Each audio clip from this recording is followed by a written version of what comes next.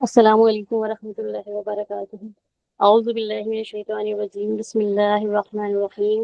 ان الحمد للہ نحمده ونستعینه ونستغفره ونعوذ باللہ من شرور انفسنا ومن سیئات اعمالنا، ومن يهده الله فلا مضل له ومن يضلله فلا هادي له، واشهد ان لا اله الا الله وحده لا شريك له، واشهد ان محمدا عبده ورسوله، نحمده ونصلي على رسوله الكريم، اما بعد، أعوذ بالله من الشيطان الرجيم، بسم الله الرحمن الرحيم۔ قال رب اشرح لي صدري ويسر لي أمري واحلل عقدة من لساني يفقهوا قولي، ربي يسر ولا تعسر وتمم بالخير وبك نستعين يا فتاح، ربي زدني علما، سبحانك لا علم لنا إلا ما علمتنا إنك أنت العليم الحكيم۔ حسبنا الله ونعم الوكيل ونعم المولى ونعم النصير، حسبنا الله ونعم الوكيل ونعم المولى ونعم النصير، حسبنا الله ونعم الوكيل ونعم المولى ونعم النصير۔ سورہ بقرہ آیت نمبر 282 اور 283۔ اعوذ باللہ من الشیطان الرجیم، بسم اللہ الرحمن الرحیم۔ یا ایہا الذین آمنوا اذا تداینتم بدین الی اجل مسمى فاکتبوه وليكتب بينكم كاتب بالعدل ولا يأب كاتب أن يكتب أن بسم الله الرحمن الرحيم ولا يأب كاتب أن يكتب كما علمهم الله وليمل الذي عليه الحق وليتق الله ربه ولا يبخس منه شيئا، فإن كان الذي عليه الحق سفيه أو ضعيفا أو لا يستطيع أن يمل هو فليملل وليه بالعدل، واستشهدوا شاهدين من رجالكم، وإن لم تكون رجلين فرجل وامرأتان ممن ترضوا من الشهداء أن تضل إحداهما فتذكر إحداهما الأخرى، ولا يأب شهداء إذا ما دعوا، ولا تسعموا أن تكتبوه صغيرا أو كبيرا إلى أجله، ذلكم أقسط عند الله وأقوم للشهادة وأدنى ألا ترتابوا إلا أن تكون تجارة حاضرة تريدونها بينكم فليس عليكم جناح ألا تكتبوها، وأشهدوا إذا تبايعتم، ولا يضار كاتب ولا شهيد، وأن تفعلوا فإنه فسوق بكم، واتقوا الله ويعلمكم الله، والله بكل شيء عليم۔ وإن كنتم على سفر ولم تجدوا كاتبا فرهان مقبوضة، فإن أمن بعضكم بعضا فليؤد الذي اؤتمن أمانته فليتق الله ربه ولا تكتموا الشهادة، ومن يكتمها فإنه آثم قلبه، واللہ بما تعملون علیم۔ ترجمہ: اے ایمان والو، جب تم آپس میں ایک دوسرے سے میعاد مقرر پر قرض کا معاملہ کرو تو اسے لکھ لیا کرو، اور لکھنے والے کو چاہیے کہ تمہارا آپس کا معاملہ لکھ دے عدل کے ساتھ۔ کاتب کو چاہیے کہ لکھنے سے انکار نہ کرے، جیسے اللہ نے اس کو سکھایا ہے وہ بھی لکھ دے، اور جس کے ذمے حق ہوا ہے وہ لکھوائے۔ اپنے اللہ سے ڈرے جو اس کا رب ہے، اور حق میں سے کچھ بھی گھٹائے نہیں۔ جس شخص کے ذمے حق ہے وہ اگر نادان ہو یا کمزور ہو یا لکھوانے کی طاقت نہ رکھتا ہو تو اس کا ولی عدل کے ساتھ لکھوا دے، اور اپنے میں سے 2 مرد گواہ رکھ لو، اور اگر مرد نہ پاؤ تو 1 مرد اور 2 عورتیں جنہیں تم گواہی کے لیے پسند کرو۔ تاکہ اگر ایک بھول جائے تو دوسری اس کو یاد دلائے۔ گواہوں کو چاہیے کہ جب وہ بلائے جائیں تو انکار نہ کریں۔ فرض کو جس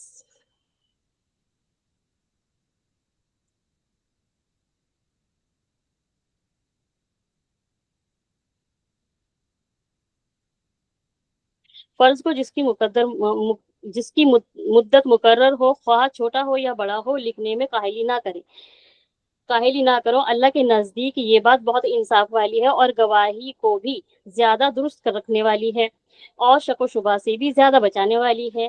ہاں یہ اور بات ہے کہ وہ معاملہ نقد تجارت کی شکل میں ہو، جو آپس میں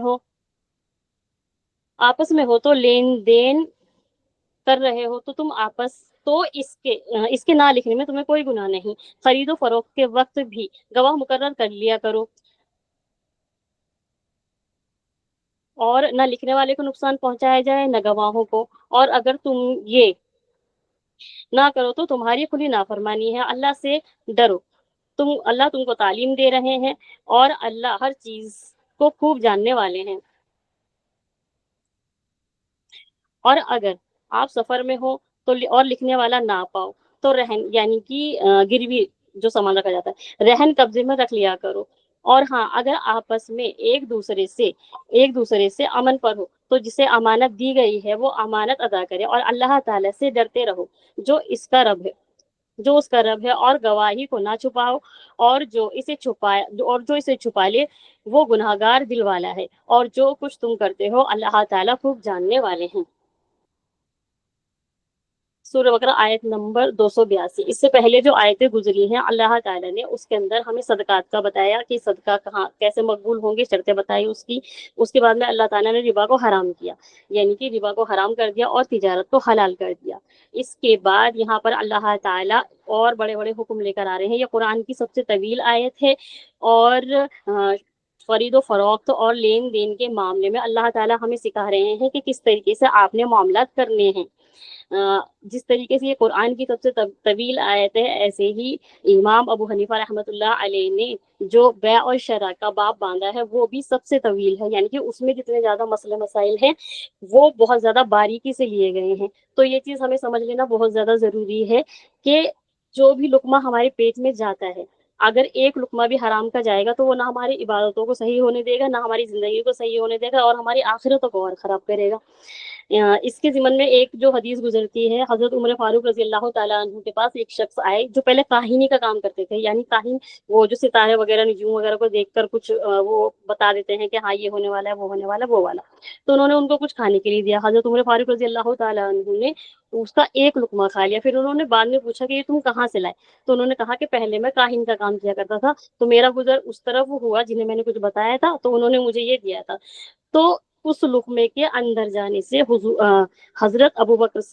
حضرت عمر فاروق رضی اللہ تعالیٰ عنہ کو ایسی شدید پریشانی طاری ہوئی کہ اس کو وہ الٹی کر کر کے نکالتے رہے، کیا فرماتے رہے یہاں تک کہ کسی نے کہا کہ پانی پیو تو کیا ہوگی، تو انہوں نے اتنا پانی پیا یہاں تک کہ اس لقمے کو نکال کر ہی مانی۔ تو کسی نے کہا کہ یہ ایک لقمے کی وجہ سے اتنی زیادہ پریشانیاں آپ نے کیوں اٹھائیں؟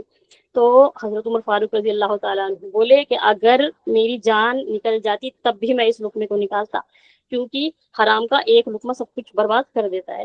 اب دیکھیں یہاں پر یہ بہت ساری آیتیں ہیں اسی ضمن میں۔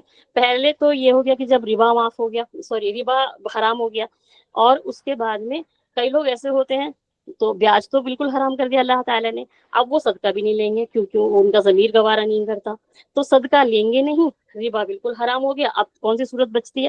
اب جو صورت بچتی ہے وہ بچتی ہے قرض کی۔ تو اس کے ضمن میں اللہ تعالیٰ یہ ساری آیتیں لے کر آنے کہ آپ کو کس طریقے سے قرض لینا ہے، کس طریقے سے لکھنا ہے، اس کو کس طریقے سے تحریر فرمانی ہے، یہ سب کچھ دیکھیں۔ اللہ تعالیٰ اسٹارٹ کرتے ہیں کہ یا ایھا الذین آمنوا، جب اللہ تعالیٰ آپ کو کہہ کے پکار رہے ہیں اے وہ لوگ جو ایمان لے کر آئے، تو سیدھی سی بات ہے کہ یہاں پر بہت اہم بات اللہ تعالیٰ بتانے چاہ رہے ہیں، کیونکہ ایمان والے کون ہوتے ہیں؟ جو اللہ کی بات کو سنتے ہیں، سمجھتے ہیں، اس پر پوری طریقے سے عمل کرتے ہیں۔ تو اللہ تعالیٰ یہاں پر کہہ رہے ہیں یا ایھا الذین آمنوا، ان کا قولی ایمان بھی ہو اور وہ تصدیق بھی کرتے ہو ہر ایک چیز کے، اور قرآن کی آیتوں پہ پورا عمل کرنے کی کوشش کرتے ہو، ان کے لیے یہ چیز تحریر فرمانے اللہ تعالیٰ عام لوگوں کے لیے بھی ہے، سب کے لیے، لیکن یہاں پر اللہ تعالیٰ یا ایھا الذین آمنوا اس لیے لے کر آئے ہیں کہ یہ بہت خاص اہم باتیں ہیں جو ہمیں سمجھنی چاہیے۔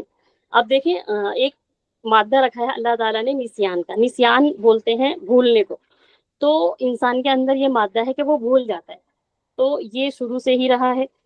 تو دیکھیں تفسیر ابن کثیر میں ایک واقعہ گزرتا ہے جس کی سند تو بہت ضعیف ہے، لیکن پھر بھی میں بیان کرتی ہوں یہاں پر کہ فرماتے ہیں کہ جب حضرت آدم علیہ الصلوۃ والسلام کو اللہ تعالیٰ نے بنا دیا اور ان کے پشت پر ہاتھ مارا تو ان کی ساری ذریت نکل گئی، یعنی کہ ان کی ذریت اب جو لاسٹ تک پیدا ہونے والے لوگ ہیں وہ سارے کے سارے سامنے آ گئے۔ تو ان میں ایک بہت خوبصورت شخص تھے، تو حضرت آدم علیہ الصلوۃ والسلام نے پوچھا کہ یہ کون ہے؟ تو اللہ تعالیٰ نے فرمایا یہ داؤد ہیں۔ تو انہوں نے کہا ان کی عمر کتنی ہے؟ تو انہوں نے کہا ان کی عمر 60 سال ہے۔ تو حضرت آدم علیہ الصلوۃ والسلام نے کہا کہ ان کی عمر بڑھا دیجیے، آپ ان کو میرے میں سے کچھ عمر دے دیجیے، 40 سال میرے دے دیجیے۔ تو اللہ تعالیٰ نے کہا ٹھیک ہے، تو اللہ تعالیٰ نے اس وقت گواہوں کو، فرشتوں کو گواہ بنایا اور لکھوا دیا۔ اس کے بعد جب حضرت آدم علیہ الصلوۃ والسلام کا وفات کا وقت آیا تو وہ 900، ان کی جو عمر تھی وہ تھی 1000 سال، تو اس میں ان کے 960 سال کے وقت ان کی وفات کا وقت آ گیا، تو وہ ان کہنے لگے کہ اللہ تعالیٰ میری تو عمر 1000 سال تھی، آپ ابھی تو میرے 960 سال ہوئے۔ تو اللہ تعالیٰ نے فرمایا کہ آپ نے 40 سال جو دیے تھے وہ داؤد کو دے دیے تھے۔ تو پھر گواہوں کو بلایا گیا اور دکھایا گیا کہ دیکھیں آپ بھول گئے ہیں۔ چلیں اس کی تو سند جو ہے وہ ضعیف ملتی ہے، لیکن اگر ہم قرآن سے ہی لیں تو سورہ بقرہ میں ہی گزرتا ہے لا تقربوا شجر، یعنی کہ اس پیڑ کے قریب مت جانا۔ جب آدم علیہ الصلوۃ والسلام کو اور اما حوا کو اللہ تعالیٰ نے کہا کہ یہ جنت ہے، اس میں آپ کہیں پر بھی گھومو، کچھ بھی کھاؤ، کچھ بھی پیو، لیکن اس پیڑ کے قریب مت جانا، لیکن وہ بھول گئے اس چیز کو بھی، یعنی کہ نسیان، علم کی جو آفت ہے وہ بھول جانا ہے، آفت العلمی نسیان، یعنی کہ علم کی جو آفت ہے وہ بھول جانا۔ ایک بڑی ہی مشہور کہاوت ہے اس میں بھی، اول الناس اول الناس، یعنی کہ انسانوں میں سب سے پہلے بھول جانے والا جو ہے وہ انسان ہے، یعنی کہ اگر وہ نہیں بھولتے کہ مجھے اس شجر کو کا پھل نہیں کھانا ہے تو اتنا کچھ شاید نہیں بھی ہوتا، لیکن وہ بھول گئے۔ اور نسیان کا مادہ اگر اللہ تعالیٰ نے انسان کے اندر رکھا ہے تو اس کے اندر بہت سی خوبیاں بھی ہیں کہ انسان اپنے رنج و غم بھول جاتا ہے، بہت ساری چیزیں بھول جاتا ہے، اگر نہ بھولے تو وہ تو عذاب بن جائے انسان کے لیے۔ تو یہ مادہ اچھا ہے۔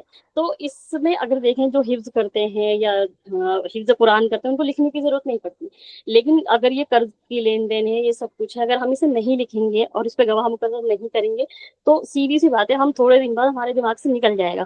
اور یہ نہیں ہے کہ اعتماد نہیں ہے، یا لوگ کہیں گے نا کہ تم گواہ کی مقرر کر رہے ہو، تم لکھ کیوں رہے ہو، ایسا نہیں ہے کہ اعتماد نہیں ہے، اعتماد ہے، لیکن کل کو بدگمانیوں میں وہ بھول جائیں یا پھر کوئی سامنے والا بھول جائے یا کچھ اوپر نیچے ہو جائے تو اس میں پھر گناہ گار ہوں گے نا دونوں ہی، اسی لیے یہاں پر یہ چیز اللہ تعالیٰ ان آیتوں کو لے کر آئیں۔ تو اب ہم سمجھ لیتے ہیں آگے کی آیت اللہ تعالیٰ کیا فرمانے ہیں، یا ایھا الذین آمنوا اذا تداینتم بدین الی اجل مسمى فاکتبوا، یعنی کہ جب تم آپس میں، اب ایک صورت جو بچی تھی کہ انسان کیا کرے گا اپنے کاروبار کے لیے کسی بھی چیز کے لیے قرض لے گا تو صدقہ وہ لے گا نہیں، اور ربا بالکل منع، یعنی کہ بیاج سود بالکل منع کر دیا اللہ تعالیٰ نے، حرام کر دیا، اور قرض وہ سوری صدقہ وہ لے گا نہیں۔ اب ایک صورت بچتی ہے کہ وہ قرض لے، تو قرض کے لیے اللہ تعالیٰ یہاں پر یہ آیتیں لے کر آئے ہیں، اور یہ بہت طویل آیت ہے پوری کی پوری، اور اس میں اللہ تعالیٰ نے ہر ایک چیز بہت زیادہ کھول کھول کے بیان کری ہے۔ تو ہم دیکھتے ہیں آگے، تو اللہ تعالیٰ یہاں پر بیان فرما رہے ہیں کہ جب تم لوگ آپس میں قرض کا لین دین مقررہ وقت تک کے لیے کرو تو اس کو لکھ لیا کرو۔ اب یہ مقررہ وقت کیا ہے، دیکھو یہاں پر آیا ہے الی اجل مسمى، ایک مقررہ وقت۔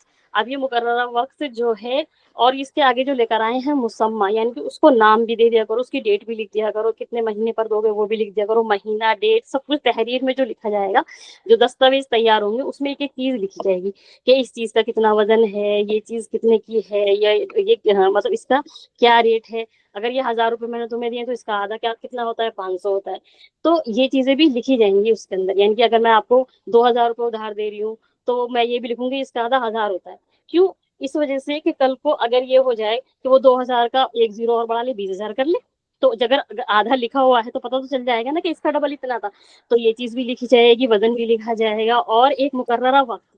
مقررہ وقت کیسے، جیسے اگر کسی نے کہا کہ آپ مجھے 2000 روپے ادھار دے دیجیے، میں آپ کو اگلے مہینے کی 30 تاریخ کو دے دوں گا، جیسے اب چل رہا ہے جولائی، اس نے کہا میں اگست کی 30 تاریخ کو دے دوں گا، تو یہ اگست کا مہینہ لکھ گیا، 31 تاریخ لکھ گئی، تو یہ ایک مقررہ وقت بھی ہوگا، لکھنے میں بھی ہوگا، 2025 بھی ہوگا۔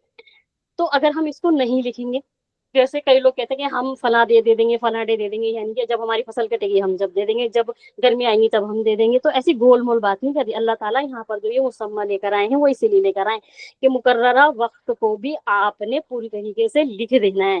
اب جیسے اب ہم چیک کاٹتے ہیں تو چیک کے اندر ہم کیا کرتے ہیں، ہم اونلی لکھتے ہیں نا. اگر ہم 1 کروڑ بھی بھر رہے ہوں گے تب بھی ہم اونلی لکھیں گے. اس اونلی کی ضرورت کیا ہے؟ اگر ہم اس کو نہ لکھیں تو کام نہیں چلے گا. کیوں؟ پھر کچھ اور بھی تو ہو سکتا ہے اس کے آگے بھی. تو اسی لیے فرمایا کہ آپ جو ہے وہ پورا مقرر طریقے سے لکھواؤ ہر ایک چیز کو. اس کا وزن کیا ہے، اس کی تعداد کیا ہے، اس کی قیمت کیا ہے، اس کی ماپ تول کیا ہے، یہ سب کچھ لکھواؤ. دن تاریخ لکھواؤ، سب کچھ لکھواؤ. اگر ہم آپس میں قرض کا لین دین کر رہے ہو، قرض صرف پیسے کا نہیں ہو سکتا، اور بھی چیزوں کا بھی ہو سکتا ہے. تو ابھی آپسی لین دین اگر آپ کر رہے ہو تو اس کو آپ لکھواؤ گے ایک مقررہ وقت کے لیے. اب دوسری آیت میں اللہ تعالیٰ فرماتے ہیں وَلْيَكْتُبْ بَيْنَكُمْ كَاتِبٌ بِالْعَدْلِ. جو بھی تمہارے پاس لکھنے والا ہو وہ اس کو چاہیے، یعنی کہ لکھنے والا جو ہو اس کو چاہیے کہ وہ لکھ دے عدل کے ساتھ، یعنی کہ انصاف کے ساتھ. اب پہلے عرب کے زمانے میں کیا ہوتا تھا، اتنے زیادہ لوگ لکھنے والے نہیں تھے، پڑھے لکھے اتنے لوگ نہیں ہوا کرتے تھے. آج تو الحمدللہ ساری ہی مخلوق مجھے پڑھی لکھی نظر آتی ہے. تو اس ٹائم پہ ایسا نہیں تھا. تو اللہ تعالیٰ یہ فرما رہے ہیں کہ لکھنے والے کو چاہیے کہ وہ عدل و انصاف کی طرح لکھ دے، یہ نہ کرے. کبھی ایسا ہوتا ہے کہ اگر کسی کو لکھنا آتا ہے وہ اپنے ہی گھر کا ہے یا جو قرض لے رہا ہے اس کی طرف سے وہ کچھ کم زیادتی کر دے. تو یہاں پہ اللہ تعالیٰ نے صاف صاف کہہ دیا کہ لکھنے والے کو چاہیے کہ وہ لکھے، منع نہ کرے. اور اس کا یہ جو لکھنا ہے وہ بھی صدقہ ہے. جیسے ہم پیسے کو صدقہ کرتے ہیں اور چیزوں کو صدقہ کرتے ہیں، تو اگر ہم علم کو بھی دوسروں کو دیتے ہیں تو وہ بھی صدقے میں آتا ہے. تو لکھنے والے کو چاہیے کہ وہ لکھے، اور کس کے ساتھ لکھے؟ عدل کے ساتھ لکھے، انصاف کے ساتھ لکھے، اس میں لکھنے میں کمی بیشی نہ کرے. آگے اللہ تعالیٰ فرما رہا ہے وَلَا يَأْبَ كَاتِبٌ أَن يَكْتُبَ كَمَا عَلَّمَهُ اللَّهُ فَلْيَكْتُبْ. کہنا یہ چاہتے ہیں کہ وہ انکار نہ کرے لکھنے سے. جو لکھنے والا ہے وہ لکھنے سے انکار نہ کرے، جس طریقے سے اللہ نے اس کو سکھایا ہے وہ بھی لکھ دے. جب آپ ماں کے پیٹ سے پیدا ہوئے تب تو آپ کے پاس کوئی علم نہیں تھا، اللہ تعالیٰ نے آپ کو یہ علم دیا. اور یہاں سے یہ چیز بھی ثابت ہو گئی کہ اللہ کی طرف سے ہی ہوتے ہیں سارے علم. اللہ جب چاہے گا آپ سے چھین بھی سکتا ہے. تو آپ اس چیز پہ بالکل بھی یہ نہ کریں کہ نہیں ہم نہیں لکھ رہے یا ہم ایسا کوئی کام نہ کریں. آپ سیدھی سی بات ہے آپ اس کو لکھ دیں، اور اللہ تعالیٰ نے جیسے آپ کو سکھایا ہے اس طریقے سے لکھیں، عدل کے ساتھ لکھیں، اس میں کمی بیشی بالکل بھی نہ کریں. فَلْيَكْتُبْ وَلْيُمْلِلْ الَّذِي عَلَيْهِ الْحَقُّ فَلْيَتَّقِ اللَّهَ رَبَّهُ وَلَا يَبْخَسْ مِنْهُ شَيْئًا. اب یہ آگے کہہ رہے ہیں کہ لکھنے والے کو چاہیے کہ وہ جس پر حق ہے. اب حق کس پر ہے؟ جس نے قرض لیا ہے. اگر جس نے قرض لیا ہے وہ اس کو لکھوائے، ٹھیک ہے، اس کا املا کروائے. املا کروانے کا مطلب ہوتا ہے بالکل صحیح صحیح ایک ایک تحریر کو کروا دے. دیکھیں جب ہم کہیں ریسٹورینٹ وغیرہ میں کھانے کے لیے جاتے ہیں نا تو وہ ہر ایک پرچی کاٹ کر دیتے ہیں، اس پہ کھانے کا ریٹ ہوتا ہے اور کچھ ٹیکس وغیرہ ہوتا ہے، جو بھی کچھ ہوتا ہے وہ لمسم پورا ٹوٹل بنا کر دیتے ہیں. اس طریقے سے یہ کہہ رہے ہیں کہ وہ اس کا املا کروا دے. جو بھی اس نے لیا ہے، کتنی مدت کے لیے لیا ہے، کتنی چیز کے لیے ہے، وہ سب کا اس کا املا کروائے. اور حق کے ساتھ، جس کے اوپر حق ثابت ہے وہ کروائے، حق کے ساتھ کروائے. اور اللہ سے ڈرے. یہ نہ کرے کہ لیے تو اس نے ہے 20,000 روپے اور لکھوا دیے 10,000 روپے. ایسا بھی ہو سکتا ہے کہ سامنے والا پڑھا لکھا نہ ہو یا وہ نہ جانتا ہو، تو وہ تو لکھی کچھ دن بعد 6 مہینے کا سمے لے لیا یا 2 سال کا سمے لے لیا، اس وقت اگر وہ بھول گیا اور آپ نے 10,000 کا 5,000 کر دیا تو یہ کیا ہو جائے گا؟ یہ ناانصافی ہو جائے گی. اور آگے اللہ تعالیٰ فرماتے ہیں وَلْيَتَّقِ اللَّهُ رَبَّهُ. اور اپنے رب کا تقوی اختیار کرو، جو تمہارا رب ہے، یعنی کہ اپنے رب سے ڈرو، اپنے رب سے ڈرتے رہو. اور جان لو کہ وہ تمہارا رب ہے، یعنی کہ اگر وہ تمہارا رب ہے تو وہ سب کچھ جان رہا ہے، دیکھ رہا ہے. وَلَا يَبْخَسْ مِنْهُ شَيْئًا. اور اس میں سے کچھ بھی کم مت کرو.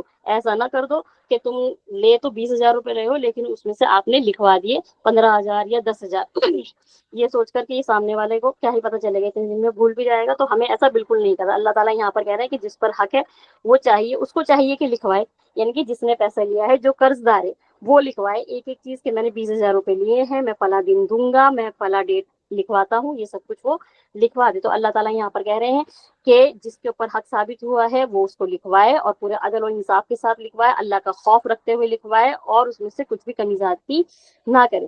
فَإِنْ كَانَ الَّذِي عَلَيْهِ الْحَقُّ سَفِيهًا أَوْ ضَعِيفًا أَوْ لَا يَسْتَطِيعُ. اب دیکھو اللہ تعالیٰ آگے کی آیتوں میں یہ فرما رہے ہیں کہ اگر کوئی جس پر حق ثابت ہوا ہے، یعنی کہ جس نے قرض لیا ہے، یا تو وہ سفیہ ہے یعنی کہ کم عقل ہے، اتنی عقل نہیں رکھتا کہ وہ صحیح صحیح لکھوا دے، یا پھر ضعیف ہے یعنی کہ کمزور ہے، وہ بوڑھا ہو سکتا ہے، یا ہیلتھ کے حساب سے کچھ کمزوری اس پر ایسی ہو سکتی ہے کہ وہ لکھوانے کی استطاعت نہیں رکھتا.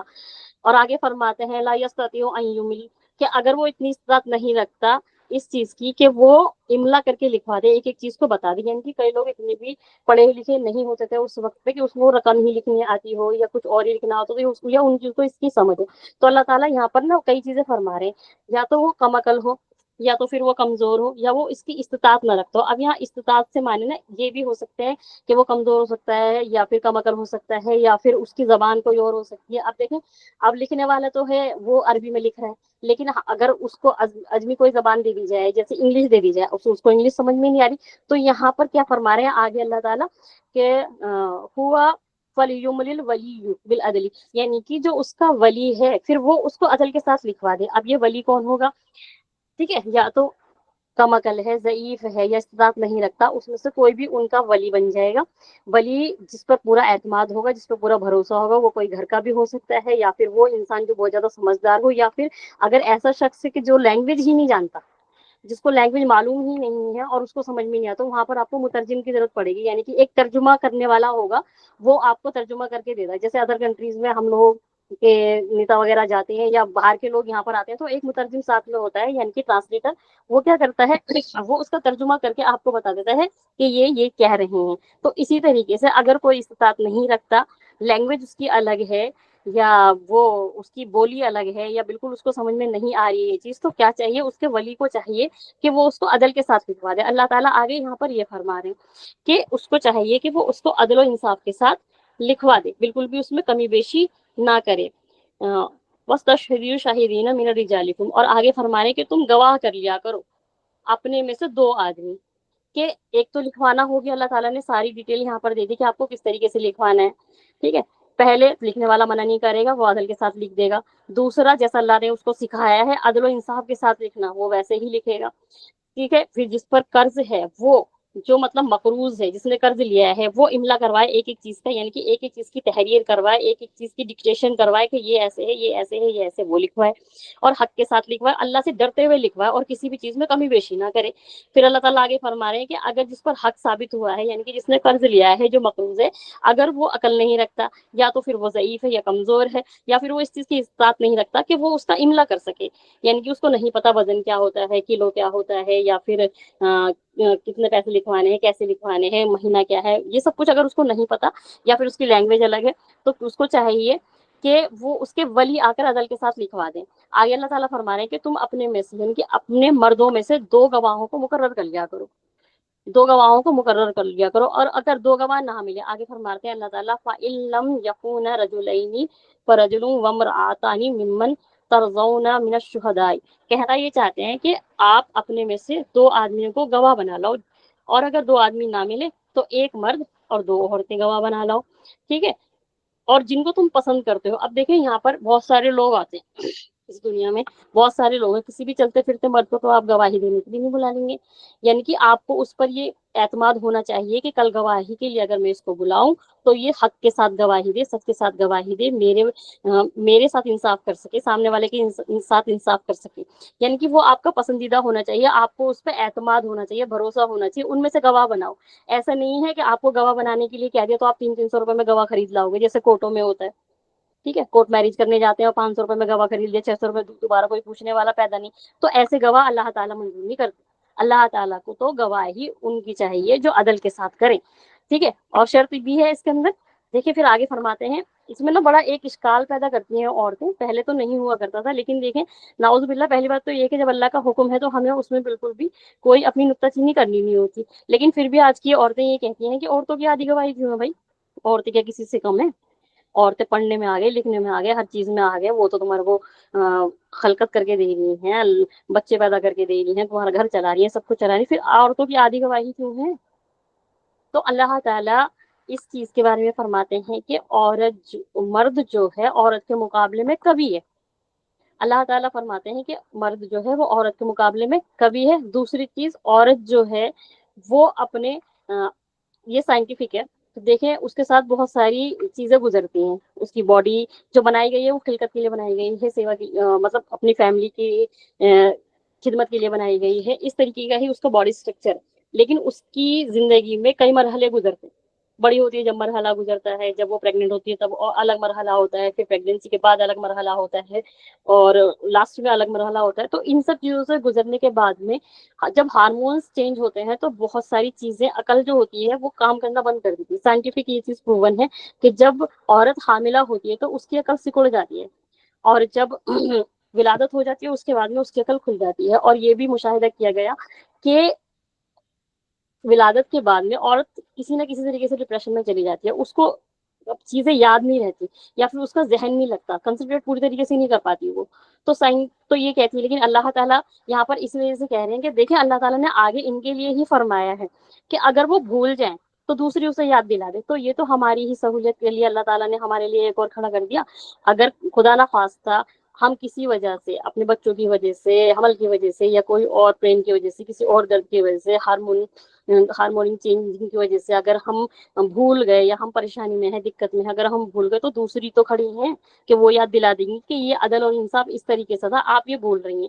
تو اس وجہ سے اللہ تعالیٰ نے ایک مرد کی جگہ دو رکھے. اور دوسری چیز، دونوں چیزوں میں اللہ تعالیٰ نے کہا کہ دین میں بھی تھوڑی سی ان کی کمی رہ جاتی ہے. وہ کیسے کہ آدمی جو ہوتا ہے ان کو ایام حیض نہیں آتے، اس میں ان کی نمازیں اور روزے نہیں چھوٹتے، لیکن عورتوں کے چھوٹتے. تو دین میں ہلکی سی کمی یہ آ جاتی ہے ان کے لیے. باقی اللہ تعالیٰ نے بڑے بڑے درجے رکھے ہیں عورت کے لیے.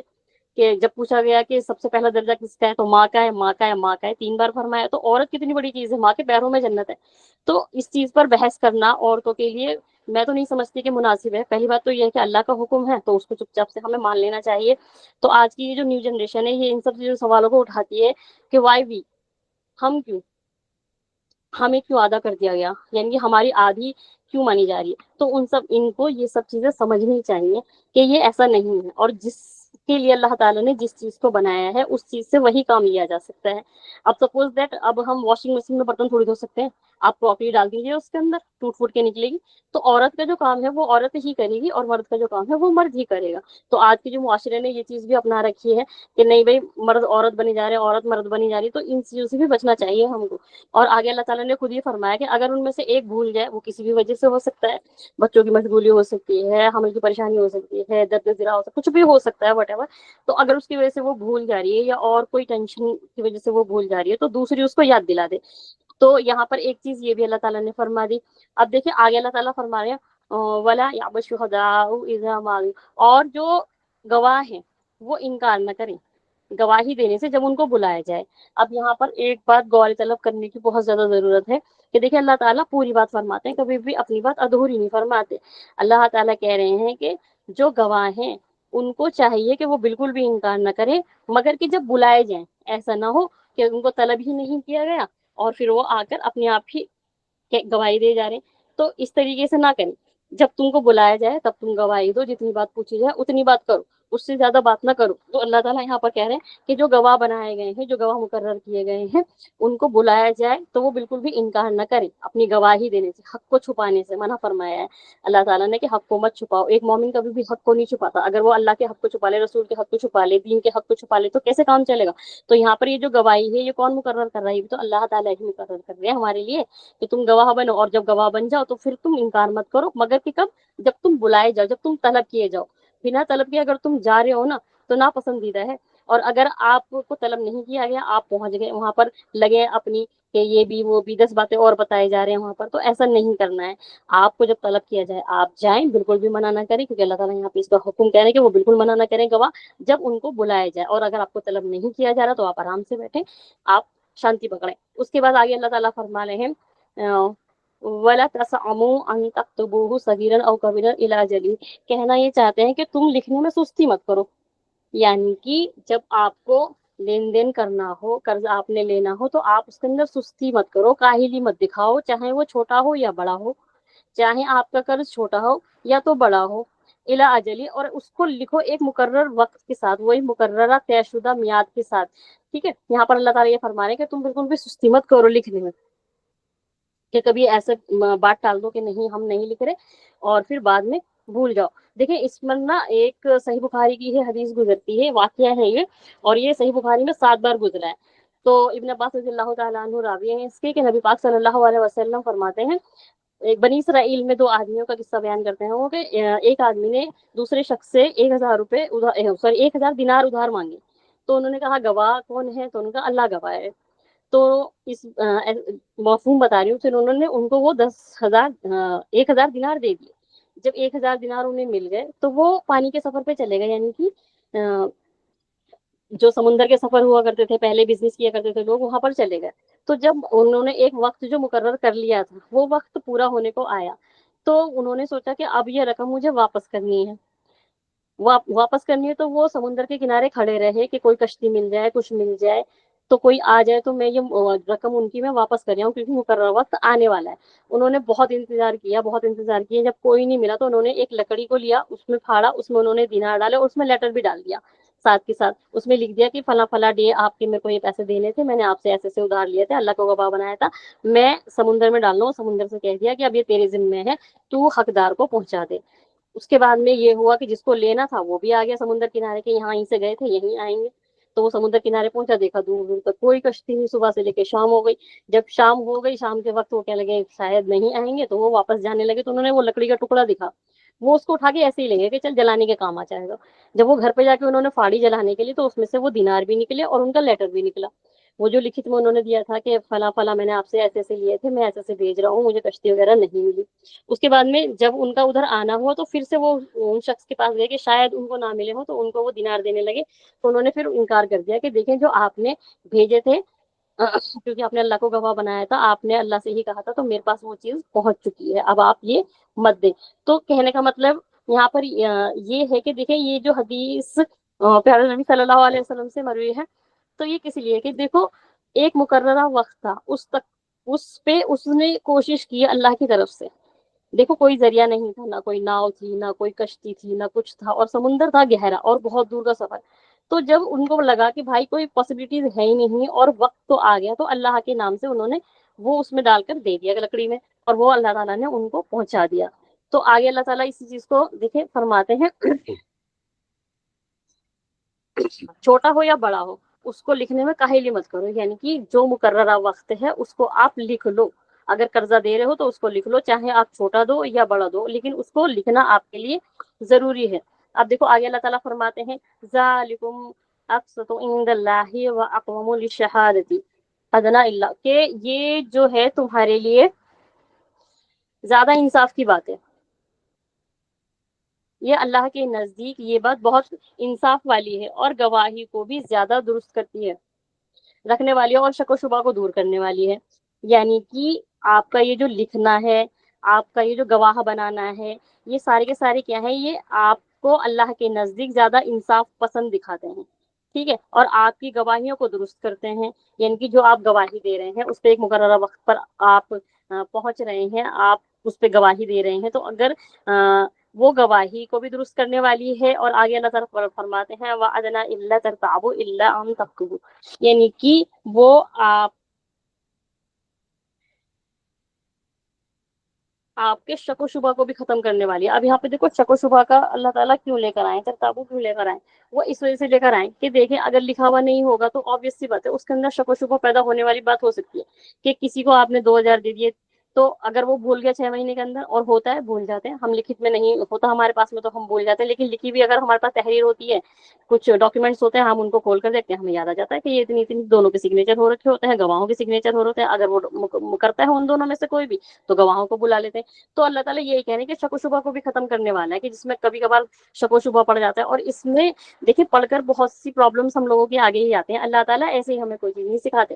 دیکھیں اگر ہمارے خاندان میں کوئی لین دین کرتا ہے، جیسے اب پھوپھا ہیں یا پھر پھوپھو ہیں یا پھر ہمارے پاپا ہیں، جو بھی کوئی ہے بہن بھائی ہیں آپس میں لین دین کرتے ہیں، یا ہم ہی بہن بھائی لین دین کرتے ہیں آپس میں، اگر ہم اس کو نہیں لکھتے کہ بہن ہی تو ہے دے دے گی، بھائی تو ہے دے دے گا، لیکن اگر وہ بھول جائیں اور کچھ کم و بیشی کر دیں، یا وہ بھی بھول جائیں یا کم و بیشی کر دیں، یا وہ زیادہ لگا دیں یا وہ کم کر دیں، تو دیکھیں یہاں پر یہ چیز نہیں سوچنی چاہیے کہ ہمیں آپ پہ اعتماد نہیں ہے، یہاں پر ان کو پیار سے یہ بات سمجھانی چاہیے، دیکھیں اعتماد پورا ہے، بھروسہ پورا ہے آپ کے اوپر کہ آپ دے دیں گے، لیکن یہاں پر لکھنا اس لیے بھی ضروری ہے، ایک تو اللہ تعالیٰ نے فرما دیا، دوسرا لکھنا اس لیے بھی ضروری ہے کل کو شک و شبہ میں پڑھ کر بدگمان ہو کر ہمارے خاندان نہ بگڑے، ہمارے رشتے نہ ٹوٹے، ہمیں کوئی ایسی پریشانی پیش نہ آئے کہ ہم ایک دوسرے کے بارے میں بدگمان ہو جائے کہ دیے تو میں نے 10,000 تھے آپ 5,000 بول رہے ہیں۔ تو اگر لکھت میں ہوگا تو وہ چیز ہمارے لیے کیا ہو جائے گی، آسان ہو جائے گی. اب چاہے چھوٹا ہو یا بڑا ہو، اس کو ایک مقرر وقت کے لیے لکھ لو، جس سے آپ کے شک و شبہ میں بھی بالکل ختم ہو جائے گا وہ بھی. اور اللہ کے نزدیک یہ انصاف پسند بات ہے. اور آگے اللہ تعالیٰ فرماتے ہیں اللہ ان تکون تجارتن حاضرتن. دیکھیں یہاں پر اس میں آگے اللہ تعالیٰ یہ فرما رہے ہیں کہ اگر آپ کوئی نقد کاروبار کرتے ہیں، نقد لین دین کرتے ہیں، جیسے ہم چھوٹی چھوٹی چیزیں خریدتے ہیں دن میں، کوئی کہیں پہ گئے کچھ لے لیا، اس کو پیسے دے دیے، برابر ہو گیا. پھر ہم نے دکان سے کوئی چیز لی، اس کو پیسے دے دیے، برابر ہو گیا. یا ہم سے کسی نے کوئی چیز لی، اس نے ہمیں کیش دے دیا، برابر ہو گیا. تو یہاں پر یہ کہہ رہے ہیں اللہ تعالیٰ کہ اگر تم تجارت کرتے ہو دست بدست، یعنی کہ ایک ہاتھ سے دوسرے ہاتھ کو، سامان لیا پیسے دیے، سامان لیا پیسے دیے، حاضرۃ تدیرونھا بینکم فلیس علیکم جناح. تو اگر آپ اس کو نہیں لکھو گے تو اس میں آپ پہ کوئی گناہ نہیں ہے. اگر آپ اس چیز کو نہیں لکھتے، اور ویسے بھی اتنی چھوٹی چھوٹی چیزیں لکھنا پاسبل نہیں ہے. آپ صبح کوئی اٹھا دودھ لینے گیا، اس کو پیسے دیے، دودھ لیا، واپس آ گیا، تو اس میں کیا لکھنا ہے؟ کچھ نہیں لکھنا. ہاں اگر وہ چیز دیر تک ہو رہی ہے، یعنی کہ اگر کسی نے کہا کہ آپ مجھے 5 کلو دودھ دے دو اور آدھے پیسے ابھی لے لو، آدھے بعد میں لے لینا، تو وہاں لکھنا ضروری ہو جائے گا. اگر وہاں نہیں لکھا تو شک و شبہ پھر پیدا ہو جائے گا کہ دیے تھے یا نہیں دیے تھے. بھائی آپ نے دیے تو چاہیے کہ لکھ لے. ٹھیک. تو یہاں پر کہہ رہے ہیں جو چھوٹے چھوٹے ہمارے جو روز مرہ کے ہمارے لین دین ہوتے ہیں، اس میں اگر آپ نہیں لکھو گے تو کوئی مسئلہ نہیں ہے. جو ہاتھ سے لین دین ہوتی ہے اس میں آپ کا کوئی مسئلہ نہیں، کوئی گناہ آپ کے اوپر نہیں ہے اگر آپ اس کو نہیں لکھتے. وَأَشْهِدُوا إِذَا تَبَايَعْتُمْ. دیکھو آگے اللہ تعالیٰ فرما رہے ہیں کہ گواہ بنا لیا کرو جب تم خرید و فروخت کرو. اب دیکھو خرید و فروخت کا جو مال ہوتا ہے وہ پوری مارکیٹ میں گھومتا ہے، اس سے ہر ایک بندہ کما رہا ہوتا ہے. سپوز دیٹ اگر کسی کی چھوٹی سی فیکٹری ہے، کپڑے کی ہی سمجھ لو، جہاں سے کپڑا آئے گا، پھر جو جہاں سے کپڑا آ رہا ہے اس کو بھی پیسہ جا رہا ہے، پھر جو کپڑا لے کر آ رہا ہے ٹریولنگ میں اس کو بھی پیسہ جا رہا ہے، پھر وہ جہاں آ رہا ہے وہاں پر بھی جو جس کا کرایہ وغیرہ جا رہا ہے اس فیکٹری کا، اس کو بھی پیسہ جا رہا ہے. یعنی کہ ایک بزنس میں جو پیسہ لگا ہوا ہوتا ہے وہ چاروں طرف گھومتا ہے نا. پھر جو سل رہا ہے اس کو پیسہ جائے گا. اب جو اس سلنے میں جتنا بھی سب کچھ لگ رہا ہے اس کو بھی پیسہ جائے گا. لائٹ لگ رہی ہے، مشینیں لگ رہی ہیں، کاریگر لگ رہے ہیں، سب کو پیسہ جا رہا ہے. تو اللہ تعالیٰ نے اسی لیے کاروبار کو حلال کیا ہے کہ اس میں جو ہے نا ہر ایک بندے کا حصہ جڑ جاتا ہے دھیرے دھیرے کر. ایک رکشے والا بھی اگر تمہارا مال ڈھو رہا ہے تو وہ بھی 50-60 روپے دن کے تم سے کما رہا ہے، تو وہ بھی اس کی کمائی ہو رہی ہے، یعنی کہ وہ بھی بزنس میں آ رہا ہے. بزنس سے تمہارے اس کو بھی نفع پہنچ رہا ہے. برخلاف کے بیک ہے، اگر ہم کسی کو ادھار وہ دے دیں، بیاج پر پیسہ دے دیں، تو اس سے کسی کو کیا ہی نفع پہنچ رہا ہے؟ نقصان ہی پہنچتا ہے. وہ پوری مارکیٹ میں تھوڑی لگا ہوا ہے، ایک انسان کو دیا ہوا ہے، وہ آپ کو 10% دے رہا ہے بس. لیکن اللہ تعالیٰ نے ویپار کو اسی لیے ہی حلال کیا ہے تاکہ اس میں سب کا ہی فائدہ ہے. اسی طریقے سے اللہ تعالیٰ نے ایک چیز زائد ہے پر میں بتا دیتی ہوں. اللہ تعالیٰ نے یہاں پر دیکھو سونے کو حرام کیوں کیا ہے مرد کے لیے؟ دیکھیں اگر سونا حرام نہیں ہوتا نا تو ہر ایک مرد اپنے اوپر نا 10-10 لاکھ روپے کا سونا پہن کے گھومتا رہتا. 1-1 کلو کی چین بنوا لیتے، 1-1 کلو کے کڑے بنوا لیتے، پہن کے گھومتے. جو 15-20 لاکھ روپے تم اپنے اوپر پہن کے گھوم رہے ہو نا آج، وہ آج مارکیٹ میں لگا ہوا ہے. اس سے غریب اور امیر سے امیر کھا رہا ہے. ٹھیک ہے. تو وہ پیسہ کیا ہوتا ہے؟ وہ تمہارے پاس تو رہ جاتا، تمہارے بدن پہ رہ جاتا، لیکن جو مین کام ہے وہ رہ جاتا. یعنی کہ مارکیٹ میں لگنا تھا نا وہ پیسہ، تو وہ آپ کے اوپر اسی لیے اللہ تعالیٰ نے اس بیس پر بھی سونا آدمی کے لیے حرام کیا ہے کہ وہ مال تم ایسے ذخیرہ نہ کر لو، اس مال کو آپ نے تجارت میں لگانا ہے. تو اللہ تعالیٰ یہاں پر کہتے ہیں کہ جب تم بیع و شرع کیا کرو، یعنی کہ خرید و فروخت کرو، تب بھی گواہ بنا لیا کرو. بعض اوقات ایسا ہوتا ہے کہ ہم نے کسی سے کوئی مال اٹھایا، اس پہ ہم نے گواہی نہیں بنایا. ٹھیک ہے. تو بعد میں اس نے کہہ دیا کہ بھائی تو نے مال میں گھپلا کر دیا یا یہ کر دیا وہ کر دیا، تو اس کو بھی لکھت روپ میں بنا لو اور اس میں بھی گواہ بنا لو. اللہ تعالیٰ یہاں پر یہ کہہ رہے ہیں کہ گواہ بنا لیا کرو جب تم آپس میں خرید و فروخت کرو. اب دیکھیں اس میں نا ایک حضرت عائشہ رضی اللہ تعالیٰ عنہ کی بھی حدیث مروی ہے، صحیح بخاری میں ہی ہے کہ نبی پاک صلی اللہ علیہ وسلم نے ایک مرتبہ 30 سا گیہوں یا جو لیے تھے کسی سے، تو انہوں نے اپنی زرہ گروی رکھوائی تھی. تو یہاں پر یہ بھی آتا ہے کہ اگر استطاعت نہیں ہے یا لکھنے والا کوئی نہیں ہے تو وہ آپ رکھوا سکتے ہیں. تو یہاں پر بھی یہ ہے کہ بیع و شرع اگر آپ کر رہے ہیں تو اس میں بھی آپ گواہ بنا لیں. آگے دیکھیں، آگے اللہ تعالیٰ فرماتے ہیں وَلَا يُضَارُ كَاتِبٌ وَلَا شَهِيدٌ، یعنی کہ ضرر نہ پہنچایا جائے لکھنے والے کو بھی اور گواہی دینے والے کو. اب دیکھو یہاں پر ہوتا کیا ہے، موسٹ آف دا ٹائم آج کے ٹائم پہ گواہ کیوں نہیں ملتے؟ کیوں نہیں ملتے؟ کیوں؟ کیونکہ ان کو بہت زیادہ پریشان کیا جاتا ہے، جب بھی موقع ملتا ہے ان کو بلا لیا جاتا ہے، کبھی تھانے میں بٹھا لیا جاتا ہے، کبھی 2 2 گھنٹے 4 4 گھنٹے ان کا نقصان ہو رہا ہے۔ تو اللہ تعالیٰ نے اس آیت سے یہاں پر ہمیں یہ سمجھانا چاہ رہے ہیں کہ ضرر نہیں پہنچاؤ گے آپ، نہ لکھنے والے کو پہنچاؤ گے، کیونکہ لکھنے والے کو بھی کئی تو بہت دھمکی دی جاتی ہے کہ تحریر چینج کر دے، یا یہ ڈاکومنٹس چینج کر دے، اس کو بدل دے، اس کو یہ کر دے، اس کو وہ کر دے، نہیں تو تیرے بچوں کو یہ کر دیں گے، تیرے گھر کو یہ کر دیں گے۔ تو اللہ تعالیٰ نے یہاں پر سختی سے منع فرما دیا ہے کہ کوئی نقصان نہیں پہنچایا جائے گا، کوئی نقصان نہیں پہنچایا جائے گا لکھنے والے کو بھی اور گواہ کو بھی۔ اب دیکھیں گواہ کو بھی اگر 10 10 بار 15 15 بار بلایا جائے گا تو اس میں اس کا نقصان ہے۔ اب نقصان کیسے کہ وہ جائے گا، اپنے پیسے خرچ کرے گا، ہے نا، اس کے کاروبار کا بھی نقصان ہوگا، گھر میں جو سمے اسے اپنے بچوں کو دینا وہ بھی ضائع ہوگا۔ تو یہاں پر اللہ تعالیٰ فرمائے کسی بھی طریقے سے آپ ان کا نقصان نہیں کریں گے۔ اور دیکھیں یہاں پر اگر کاتب لکھنے والا جو ہے نا وہ اگر آپ سے کچھ پیسے بھی مانگتا ہے نا لکھنے کے تو آپ دے دیں اس کو، اور اگر گواہی دینے والا یہ کہے نا کہ میرا آنے جانے میں ٹریولنگ میں یہ جو خرچہ نکلتا ہے وہ بھی آپ مجھے دیں، تو آپ دے دیں اس کو، یعنی کہ اس کو بالکل ضرر نہ پہنچائے، نہ تو کسی اس کے کاروبار کا نقصان کریں، نہ تو اس کے وقت کا نقصان کریں، نہ کسی اور چیز میں اس کو پھنسائیں۔ تو اللہ تعالیٰ یہاں پہ آگے منع فرما رہے ہیں کہ لکھنے والے کو بھی آپ بالکل ضرر نہ پہنچائے، ذرا نقصان نہ پہنچائے، اور گواہ کو بھی ذرا بھی نقصان نہ پہنچائیں۔ آگے چلا اللہ تعالیٰ فرماتے ہیں وَإِن تَفْعَلُوا فَإِنَّهُ فُسُوقٌ بِكُمْ، یعنی کہ اگر تم ایسا کرو گے تو تم کھلی نافرمانی میں ہو۔ اللہ تعالیٰ نے کتنی بڑی بات کہہ دی یہاں پر کہ اگر تم ضرر پہنچا رہے ہو گواہوں کو یا لکھنے والے کو، اور اگر تم ایسا کر رہے ہو تو تم کھلی ہوئی نافرمانی میں ہو، یعنی اللہ تعالیٰ کی کھلی ہوئی نافرمانی کر رہے ہو۔ ایک ہوتی ہے چھپی ہوئی نافرمانی، چھپ کے کر لیا کچھ کر لیا، لیکن یہاں پر اللہ تعالیٰ کہہ رہے ہیں کہ کھلی ہوئی نافرمانی میں ہو۔ اللہ تعالیٰ کہہ رہے ہیں یہاں پر کہ تم کھلی ہوئی نافرمانی میں ہو۔ آگے اللہ تعالیٰ فرماتے ہیں وَاتَّقُوا اللَّهَ، کہ اللہ تعالیٰ کا تقوی اختیار کرو، اللہ تعالیٰ سے ڈرتے رہو۔ اگر اللہ تعالیٰ سے آپ نہیں ڈریں گے، اگر اللہ تعالیٰ سے آپ نہیں ڈریں گے تو اللہ تعالیٰ سے اللہ تعالیٰ کا تقوی اگر آپ اختیار نہیں کریں گے تو آپ یہ سب کام کر گزریں گے جو شیطان کے کام ہے۔ تو آپ ان سب چیزوں سے بچیں اور اللہ تعالیٰ سے ڈرتے رہیں۔ ان آیتوں کو دھیان سے دیکھیں کہ اللہ تعالیٰ کیا فرمانا چاہ رہے ہیں۔ اللہ تعالیٰ ہر آیت کے لاسٹ میں موسٹلی یہ کہتے ہیں کہ تقوی اختیار کرو۔ تقوی کی بنیاد پر ہی سب کچھ ہوتا ہے۔ جب انسان کے اندر ڈر ہوتا ہے تو وہ گناہوں سے بچتا ہے، اگر اس کے اندر تقوی نہیں ہے تو وہ گناہوں سے نہیں بچے گا۔ اسی لیے ہمیں اللہ تعالیٰ کا تقوی اختیار کرنا ہے، اللہ تعالیٰ سے ڈرتے رہنا ہے ہر ایک چیز کے لیے۔ آگے اللہ تعالیٰ فرماتے ہیں وَيُعَلِّمُكُمُ اللَّهُ، کہ اللہ تعالیٰ تمہیں سکھا رہے ہیں۔ اب دیکھیں اللہ تعالیٰ ہمیں کیا کچھ نہیں سکھا رہے، اللہ تعالیٰ ہمیں سبھی کچھ سکھا رہے ہیں، ہمیں بھی تو چاہیے کہ ہم اس کو سیکھیں۔ تو اللہ تعالیٰ یہاں پہ فرما رہے ہیں کہ اللہ تعالیٰ تمہیں سکھا رہے ہیں تو تم اس کو سیکھو کہ کس طریقے سے لین دین کرنا ہے، کس طریقے سے لکھوانا ہے، کس طریقے سے گواہ مقرر کرنے ہیں، اور کون سے گواہ مقرر کرنے ہیں، کتنے گواہ مقرر کرنے ہیں، کیسے مقرر کرنے ہیں، یہ سب کچھ اللہ تعالیٰ آپ کو سکھا رہے ہیں۔ تو آپ کو چاہیے کہ آپ ان کو سیکھیں۔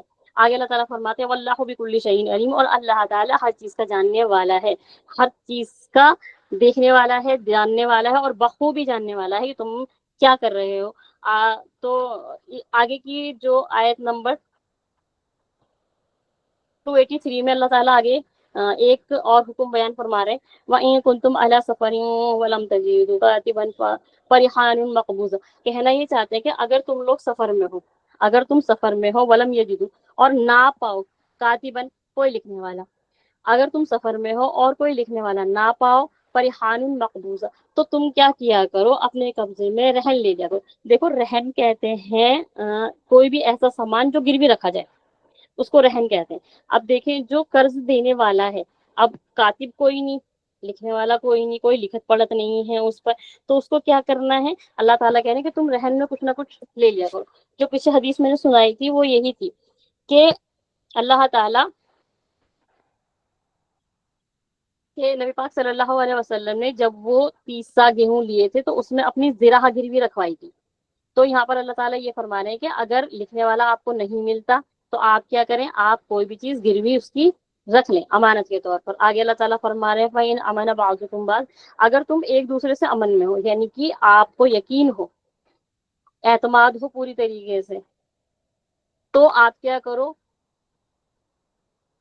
ان کی جو امانتیں ہیں ان کو پوری طریقے سے لوٹا دو، یعنی کہ جس نے رہن رکھا ہے۔ اب دیکھیں اس میں نا بڑی باریکیاں ہیں۔ پہلی بات تو یہ ہے کہ اللہ کے رسول پیارے نبی صلی اللہ علیہ وسلم کی جو حدیث گزری جس میں انہوں نے زراعہ گروی رکھوائی تھی اپنی 30 من گیہوں کے لیے، 30 سا گیہوں کے لیے، اس میں یہ تھا کہ وہ مدینے کے اندر تھے، یعنی کہ گھر پر تھے، یعنی کہ یہ جو صورت پیش آ سکتی ہے وہ صرف سفر میں نہیں آ سکتی، ہجر میں بھی آ سکتی ہے. تو سفر میں بھی یہ صورت پیش آ سکتی ہے اور ہجر میں بھی آ سکتی ہے، یعنی کہ گھر کے اندر بھی آ سکتی ہے. سفر میں اگر کوئی لکھنے والا نہیں ہے تو بھی آپ کوئی سامان گروی رکھوا دیجیے، اور اگر گھر میں بھی کوئی لکھوانے والا کوئی نہیں مل رہا لکھنے والا تو بھی آپ کو اس کو فرما اس پہ آپ اس پہ آپ گروی رکھ لیجیے کوئی سامان. تیسری چیز اس میں یہ ہے کہ دیکھیں لکھنے والا موجود ہے لیکن دستاویز موجود نہیں ہے، یعنی کہ آپ سفر میں ہو یا گھر میں ہو اور لکھنے والا بھی موجود ہے لیکن آپ کے پاس سامان جو ہوتا ہے لکھنے کا وہ موجود نہیں ہے، تب بھی آپ اس پہ گروی مطلب جو آپ کو سامان رکھنا ہے وہ آپ رکھ سکتے ہیں. اور جو گروی رکھنا ہوتا ہے وہ پیسے کے بالمقابل ہونا چاہیے. جیسے آپ نے 10,000 روپے دیے ہیں تو آپ کا جو مال ہونا چاہیے وہ لگ بھگ 9-10 ہزار کا ہی ہونا چاہیے. تو یہ چیز ہے. اور چوتھی جو کنڈیشن بنتی ہے یہاں پر کہ دیکھیں سفر ہو چاہے ہجر ہو، لکھنے والا بھی موجود ہے اور دستاویز بھی موجود ہے لیکن یقین نہیں ہے، اعتماد نہیں ہے کہ لکھنے کے بعد بھی تو کھا سکتا ہے انسان پیسہ. تو اللہ تعالیٰ نے پھر بھی یہاں فرمایا کہ آپ کیا کرو، آپ گروی رکھ لو کوئی سامان. کیونکہ دیکھیں پیارے نبی صلی اللہ علیہ وسلم اپنے گھر میں بھی تھے، لکھنے والے بھی موجود ہوں گے لیکن پھر بھی انہوں نے زراعہ رکھی تھی اپنی ان گیہوں کے لیے. وہ گیہوں تھے یا جو تھے تو تو اللہ تعالیٰ یہ چیز فرما رہے ہیں کہ اگر تم سفر میں ہو اور تم کوئی لکھنے والا نہ پاؤ تو آپ کیا کرو، آپ کوئی چیز گروی رکھ لو. اور اگر تم ایک دوسرے سے امن میں ہو تو چاہیے آپ جو امانت جو اس نے رکھوائی ہے وہ اس کو آپ پوری طرح ادا کریں. دیکھیں یہاں پر ایک بہت بڑا مسئلہ آتا ہے جو ہمیں سمجھنا چاہیے کہ امانت اس کی امانت جو ہے وہ آپ ادا کریں گے. دیکھیں جو گروی سامان رکھا جاتا ہے نا اس کو آپ یوز نہیں کر سکتے. سپوز اگر کسی نے آپ کے پاس کوئی سامان رکھوایا ہے، جیسے میں نے کہا 10,000 روپے آپ مجھے دے دیجیے اور آپ میری گھڑی رکھ لیجیے. تو اگر آپ نے میری گھڑی رکھی ہے تو یہ نہیں ہے کہ آپ اس کو پہن کر سارے میں گھومیں گے، آپ اس کو استعمال نہیں کر سکتے، وہ آپ اس سے فائدہ نہیں اٹھا سکتے. اور دوسری چیز اگر اور جو نقصان ہوگا اور جو فائدہ ہوگا وہ دونوں ہی کس کے ہوں گے، وہ اس مالک کے ہوں گے جس نے اپنا سامان رکھوایا ہے. جیسے کسی نے کسی کے پاس ایک گائے رکھوا دی، ٹھیک ہے، وہ گائے مر گئی، اپنی نیچرل موت مر گئی، تو اب وہ جو نقصان ہوا ہے وہ اسی کا ہی ہوگا. اور اگر وہ گائے رہی اور اس کا ایک بچہ بھی ہو گیا تو وہ جو بچہ ہے وہ بھی مالک کا ہی ہوگا جس نے گروی رکھوایا تھا، وہ تو وہ اپنی رقم دے گا اور اپنا پورا سامان لے جائے گا. لیکن اگر ہم نے ایسا کیا جیسے کسی نے موٹی رقم لی، 5-7 لاکھ روپے لے لیا، 8 لاکھ روپے لے لیا، اس نے نا اپنا خالی گھر یا اپنی خالی دکان آپ کے پاس گروی رکھوا دی، تو آپ نے یہ سوچا کہ دکان ہی تو ہے، چل 1 سال میں چلا لیتا ہوں، فری میں تو مل گئی میرے کو، جب پیسے دے گا تب میں دے دوں گا، تو یہ سود میں آ جائے گا. اس چیز سے بھی بچنا ہے ہمیں. تو ہمیں یہ سود میں آ جائے گا اور سود کے لیے اللہ تعالیٰ نے منع فرمایا پوری طریقے سے. کیونکہ ہم کیا کر رہے ہیں، ہم اس سے نفع اٹھا رہے ہیں کہ 1 سال ہم اس کے گھر میں رہ لیتے ہیں. اگر کسی نے گھر دے دیا چل 1 سال کے لیے ہم اس کے گھر میں رہ کے فائدہ اٹھا رہے ہیں، تو یعنی کہ آپ اس چیز سے فائدہ نہیں اٹھا سکتے. ہاں یہ ہے کہ اگر آپ گائے کو کھانا کھلا رہے ہیں تو اس کا آپ دودھ لے سکتے ہیں. کیوں؟ وہ کس کے عوض میں ہے؟ وہ اس چارے کے عوض میں ہے، نہ کہ آپ اسی لیے وہ دودھ لے رہے ہو کہ آپ کے پاس وہ گروی رکھی ہوئی، آپ کی رقم اس کے پاس ہے. نہیں، یہ پاسبل نہیں ہے. جیسے آپ کے پاس کسی نے گھوڑا رکھ دیا گروی، تو آپ اس کی سواری کب کر سکتے ہو؟ جب آپ اس کو کھانا پانی دے رہے ہو. تو وہ جو اس کی سواری کرنا ہے یا گائے کا دودھ لینا ہے وہ اس بیس پر ہے کہ آپ اس کو چارہ کھلا رہے ہو، اس کے علاوہ سے نہیں ہے. اگر آپ نے اس کے علاوہ سے سوچا تو وہ کس میں آ جائے گا؟ وہ ربا میں آ جائے گا، یعنی کہ وہ سود میں آ جائے گا. اور اگر سود میں آ گیا تو وہ نقصان بہت بڑا ہو جائے گا، کیونکہ اللہ تعالیٰ نے سود سے منع فرمایا ہے. آگے اللہ تعالیٰ فرماتے ہیں وَلَا تَكْتُمُوا الشَّهَادَةَ، یعنی کہ گواہیوں کو مت چھپاؤ. یعنی کہ دیکھیں جو مومن ہوتا ہے وہ ویسے بھی گواہی کو کبھی نہیں چھپاتا. تو یہ تو صفت ہے مومنوں کی کہ مومن حق بات کو کبھی نہیں چھپاتے، گواہی کو کبھی نہیں چھپاتے. تو اللہ تعالیٰ یہاں پر بھی کہہ رہے ہیں کہ گواہیوں کو مت چھپاؤ. وَمَن يَكْتُمْهَا فَإِنَّهُ أَثِيمٌ قَلْبُهُ، اور اگر چھپایا تم نے تو وہ یہ جو گناہ ہوگا وہ تمہارے دل کا گناہ ہوگا. دل کا گناہ کس طریقے سے ہوگا؟ دیکھیں یہاں پر جو اللہ تعالیٰ فرما رہے ہیں کہ گواہیوں کو تو مت چھپاؤ، لیکن اگر تم نے گواہیوں کو چھپایا فَإِنَّهُ أَثِيمٌ قَلْبُهُ، یعنی کہ وہ تمہارے دلوں کا گناہ ہوگا. اگر زبان پر آیا ہے تو اس سے پہلے کس میں آتا ہے؟ دل میں آتا ہے. تو اگر ہمارے دل ہی گناہ گار ہو گیا تو ہم پہ کیا ہی بچے گا، کیونکہ دل کا پاکیزہ ہونا بہت زیادہ ضروری ہے. تو اسی لیے فرمایا کہ گواہیوں کو بالکل بھی مت چھپاؤ.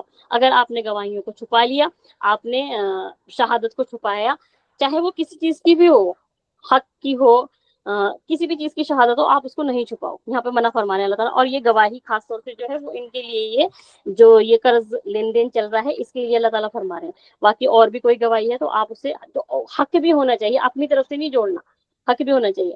اور آگے اللہ تعالیٰ فرما رہے ہیں کہ وہ تمہارے دل کا گناہ ہے، اور اگر دل کا گناہ ہو گیا تو بڑی بات ہو جاتی ہے نا. واللہ بما تعملون علیم، اور اللہ تعالیٰ سب کچھ جانتے ہیں جو کچھ تم کرتے ہو.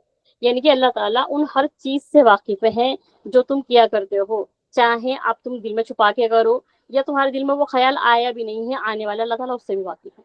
تو یہاں یہ بہت بڑی آیت گزری ہے. اللہ تعالیٰ اس میں ہمیں بہت سارے احکامات بتائے کہ کس طریقے سے ہمیں قرض لینا ہے، قرض دینا ہے، اور قرض پہ کس طریقے سے گواہ بنانے ہیں اور کون کون گواہ بنانے ہیں، اور حق کو نہیں چھپانا، اور جو گواہ ہیں ان کو پریشان نہیں کرنا، انہیں ضرر نہیں پہنچانا. یعنی کہ اگر ہم اس کا کنکلوژن نکالیں تو اگر ہم دیکھیں یہ 1400 سال پہلے اتری ہوئی آیتیں ہیں، اللہ تعالیٰ نے اس وقت اتاری تھی، لیکن آج کے ٹائم پر بھی، آج کے معاشرے پہ بھی یہ ایک دم فٹ بیٹھتی ہے نا.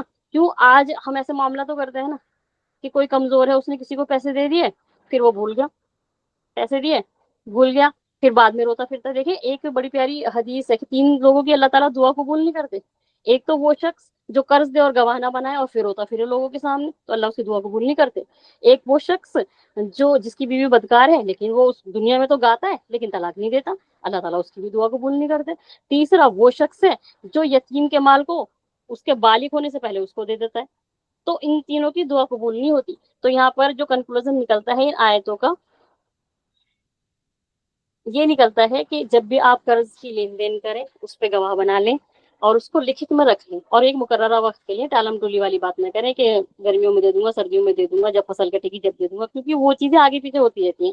آپ ایک اس کا سب کچھ لکھوائیں، رقم لکھوائیں، اس کا وزن لکھوائیں، اس کا کیا مقدار ہے وہ لکھوائیں، سب کچھ لکھوا لیں.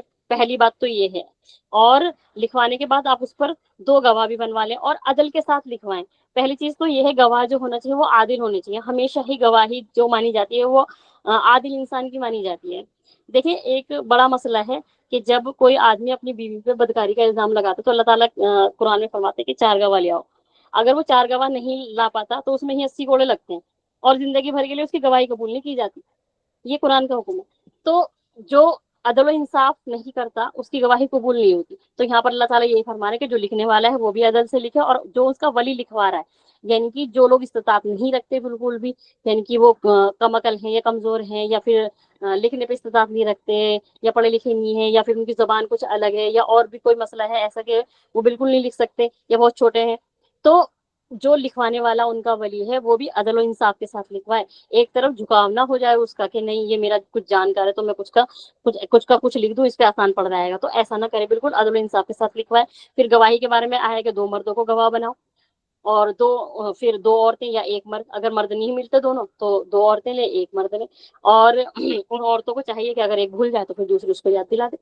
تو ہمیں بھی یہی معاملات اپنی زندگیوں میں گزارنے ہیں. اور جو روز کے لین دین ہے اللہ تعالیٰ نے ان کو فرمایا اگر تم اس میں نہیں لکھو گے تو کوئی مسئلہ نہیں ہے، کیونکہ اس ہاتھ دیا اس ہاتھ لیا، ختم بات. لیکن اگر آپ کاروباری معاملات کرتے ہو، بڑے بڑے معاملات ہوتے ہیں، کروڑوں کے معاملات ہوتے ہیں، تو اس میں آپ کو گواہ بنانا ضروری ہوتا ہے کہ یہ مال یہاں سے گیا ہے. دیکھیں آپ دیکھیں گے کوئی بھی مال کہیں سے نکلتا ہے تو پوری ایک طریقے سے لکھت میں ہوتا ہے سب کچھ، ہے نا، ایسے ہی نہیں دے دیتا کوئی اٹھا کے.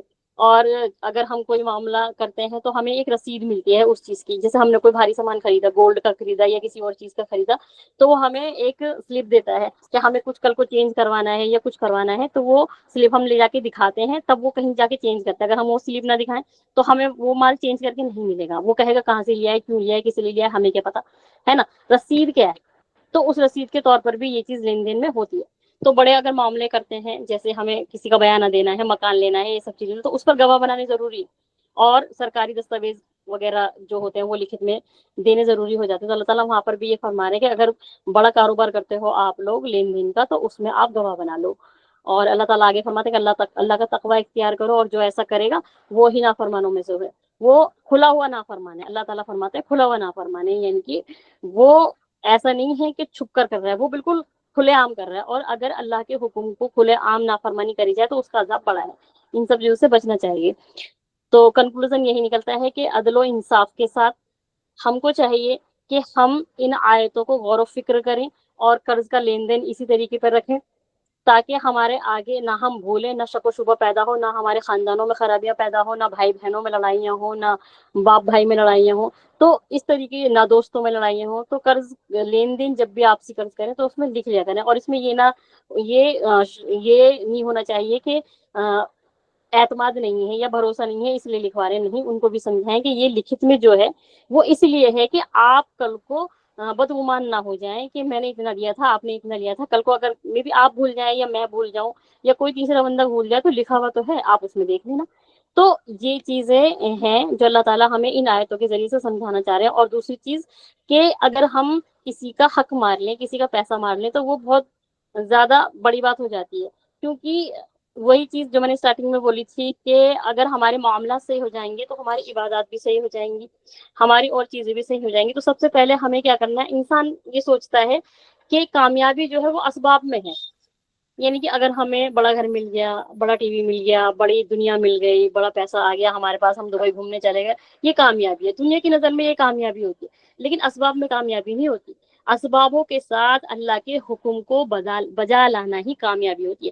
یعنی کہ اللہ تعالیٰ آپ کو اسباب تو دے رہے ہیں، یہ نہ ہو کہ خرید و فروخت آپ کو اللہ کی حقوق سے دور کر دیں، اللہ کے احکاموں سے دور کر دیں. ایسا نہیں ہونا چاہیے کہ آپ نے کمائی میں اتنا جھک گئے نمازیں ضائع کر دی، آپ کمائی میں اتنا جھک گئے کہ اولاد کے حقوق ضائع کر دیے، آپ کمائی میں اتنے جھک گئے کہ آیتوں کا ہی مفہوم کیا نکل رہا ہے وہ پتہ نہیں چل رہا. تو اللہ تعالیٰ یہاں پہ ہر ایک چیز واضح کر کر کے کھول کھول کر سمجھا رہے ہیں کہ اگر آپ اپنے معاملات ٹھیک کر لیں، آپ بزنس کا کاروبار ٹھیک کر لیں، اس میں جو تجارت کا معاملہ ہے وہ ٹھیک کر لیں، اس میں دیکھیں آپ اس میں کہیں ربا کا معاملہ نہ ہو، سود بیاج کا معاملہ نہ ہو، کسی کا دل نہ دکھتا ہو، کسی کی کوئی رقم نہ مرتی ہو، تب آپ پوری طریقے سے ان آیتوں کو پڑھیں، سمجھیں، اور اس کے حساب سے اپنے معاملات کریں گے تو انشاءاللہ تعالی کافی مفید بخش ہوں گی یہ آیتیں. اور اللہ تعالیٰ نے اسٹارٹنگ میں فرما دیا، یا ایھا الذین آمنو، اے ایمان والو، جو تم ایمان رکھتے ہو وہ تو پکی بات ہے کہ مانیں گے ہی، اور ان آیتوں پہ غور و فکر کر کر اپنی زندگی میں ان کو اتارنے کی پوری کوشش کریں گے. اللہ کے یہ جو آیتیں ہیں ان کا حق ادا کرنا تو شاید بس کی نہیں ہے کسی کے بھی، پر اللہ تعالیٰ نے جتنا بلوایا وہ میں نے بولا. اور اس کا کنکلوژن یہی ہے کہ بس اپنے قرضوں کو دھیان دیں اور اس پہ گواہ بنائیں اور اس کو لکھ لیا کریں. وآخر الدعوانا الحمد للہ رب العالمین. السلام علیکم ورحمۃ اللہ وبرکاتہ.